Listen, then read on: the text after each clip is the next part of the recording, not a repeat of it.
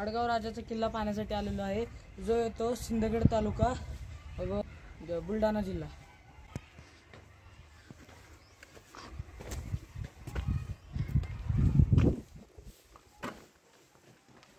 हे बघा असं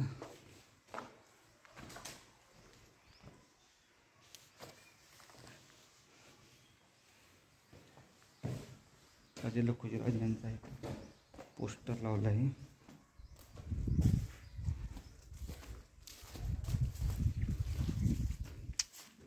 पूर्ण किल्ला एका नजरेच्या टप्प्यात या ठिकाणावरून पाहता येतो।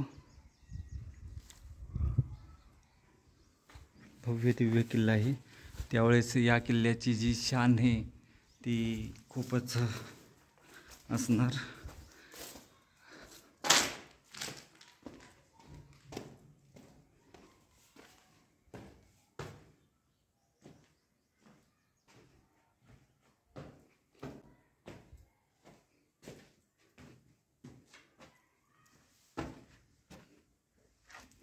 वरती भी जाता येते आपल्याला।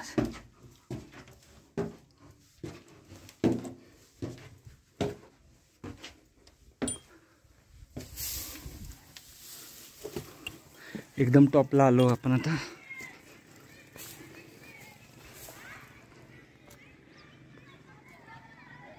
सर्व किल्ला आपल्याला इथून पाहता येतो व्यवस्थित। हे पहा,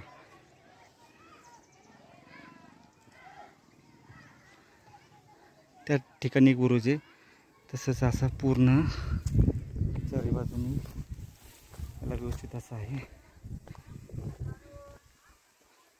आडगाव राजाचा किल्ला पाहण्यासाठी आपण आता आलो आहे। गाव वसला आहे।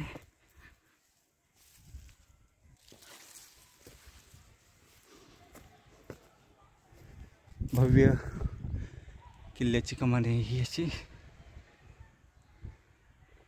दरवाजा, इथे एक बुरुज आहे असा, त्या बाजूला बुरुज आहे व आत गेल्यानंतर आपल्याला सर्व वास्तू पाहता येतील।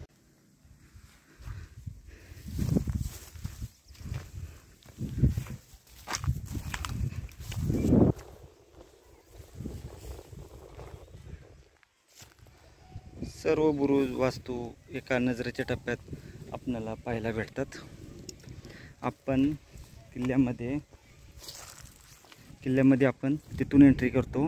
एंट्री केले की दोन पारेकरांचे देवडे आहेत, तिथे एक बुरुज आहे, त्या ठिकाणी एक बुरुज आहे। तसंच पुढे आल्यानंतर या ठिकाणी आहे, तो पाठीमागचे दाखवले आपण।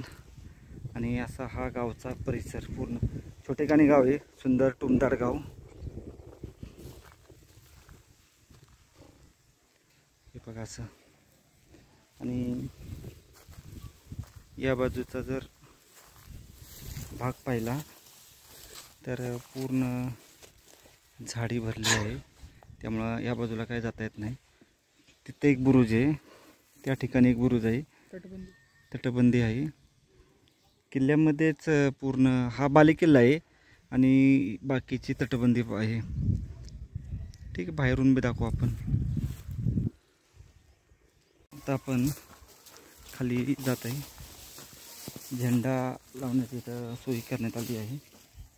बघा,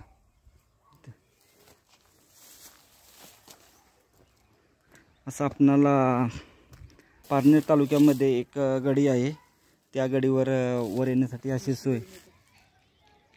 आपण आता या किल्ल्याच्या खालच्या बाजूला जात आहे।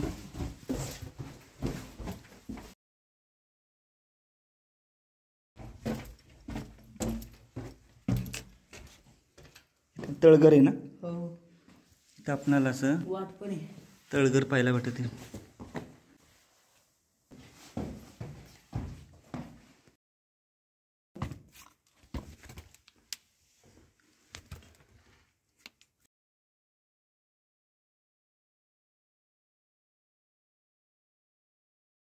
तळघर आहे इथं।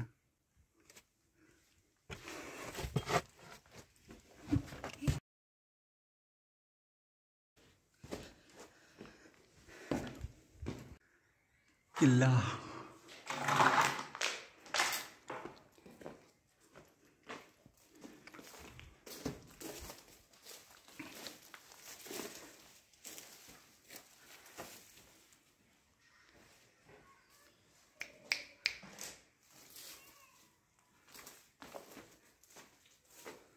बऱ्याच किल्ल्यावर पाहतो की दरवाजाच्या पाठीमागं खोबणे असतात. तर या ठिकाणी जर पाहिलं, हा दरवाजा आहे, मेन दरवाजा. व या ठिकाणी हे आज सुद्धा किती भक्कम आहे. म्हणजे त्यावेळेस हे असं दरवाजा बंद करण्याची पद्धत होती, ती आज सुद्धा इथं या किल्ल्यामध्ये पाहायला भेटत आहे. अतिशय मजबूत आणि भक्कम असा हा दरवाजा एवढ्या वर्षानंतर सुद्धा ताटमानेने उभा आहे. असा आपला हा आडगाव राजाचा किल्ला आहे. जरूर या किल्ल्याला भेट द्या, खूप सुंदर आहे. लगेच पाहून होईल, अर्ध्या तासात भरपूर झाला वेळ. आडगाव राजाचा किल्ला आपण आता पाहिला, वरील बाजूसुद्धा गेलो होतो. व आता आपण या किल्ल्यावर जेवढं आपणाला पाहता येईल, ज्या ठिकाणी जाता येईल त्या ठिकाणी जाऊन आपण पुन्हा एकदा व्यवस्थित असा किल्ला. आता आपण बालेकिल्ल्याच्या पाठीमागच्या बाजूस आलो आहे. परकोट आणि बालेकिल्ला असे 2 भागात किल्ला विभागला आहे. ही पाठीमागची बाजू आहे किल्ल्याची, हे पाहायचं.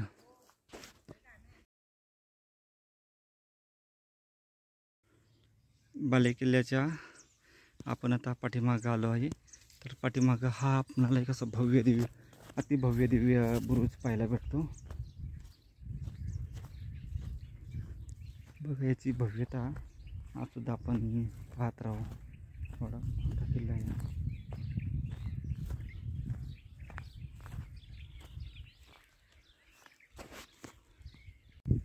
चला, ज्या ज्या ठिकाणी शक्य आहे त्या ठिकाणीच गेलो आहे आपण, कारण आतमध्ये घाणीचं खूप मोठ्या प्रमाणात साम्राज्य आहे. त्यामुळं शक्य तेवढंच पाहिलं आपण. हा मुख्य म्हणजे 2 बुरुज आहेत पाठीमागच्या बाजूचा, आणि हा एक. आडगाव राजाच्या किल्ल्याची मुख्य कमान ही आहे. आत गेल्यानंतर 4 पारेकऱ्यांच्या देवड्या आहेत. समोर ग्रामपंचायत कार्यालय आहे, इथं पाहू शकतो आपण ग्रामपंचायत कार्यालय. ते ग्रामपंचायत कार्यालयाच्या जवळच आहे. तसेच महाराजांचा पुतळा आहे समोर त्या ठिकाणी आहे.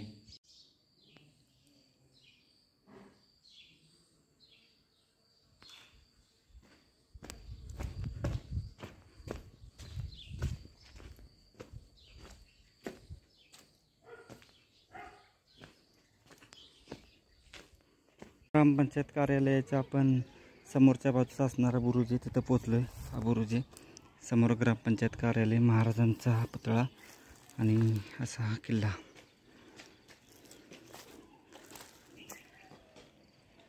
बुरुज लाईनीने तसंच त्या बाजून सुद्धा आहे. आपण गाडीवरनं दाखवू. चला, थोडंसं अवधानी जपून यायचं आहे, अडचण खूप आहे. बुलढाणा जिल्ह्यात आणि सिंदखेड राजा तालुक्यात आडगाव राजा हे एक गाव आहे.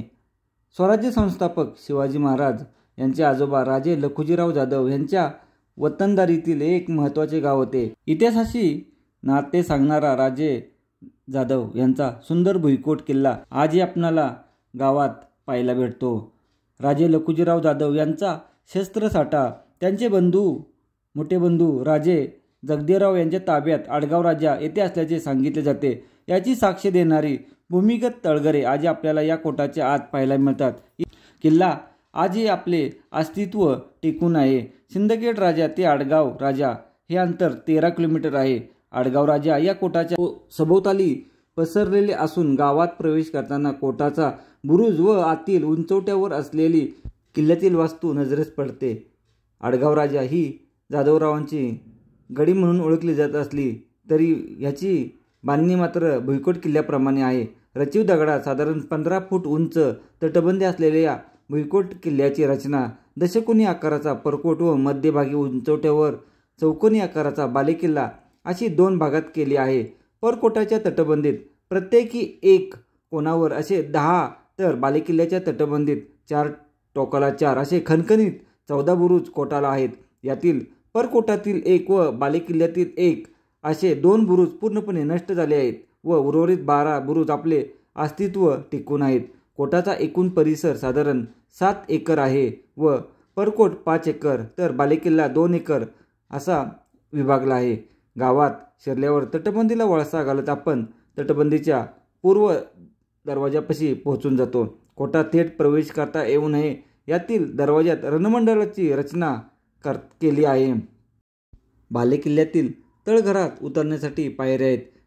जमिनीखाली एकूण 6 तळघरे आहेत व ती सर्व एकमेकांना लहान मार्गाने जोडले आहेत. तर वरील बाजूस तिन्ही ठिकाणी या तळघरात उतरण्यासाठी मार्ग असून यातील सदरेखालील मार्ग बुजवला गेला आहे. असा हा आपला ऐतिहासिक आडगाव राजाचा किल्ला आज आपण पाहिला. जय हिंद, जय महाराष्ट्र. छत्रपती शिवाजी महाराज की जय.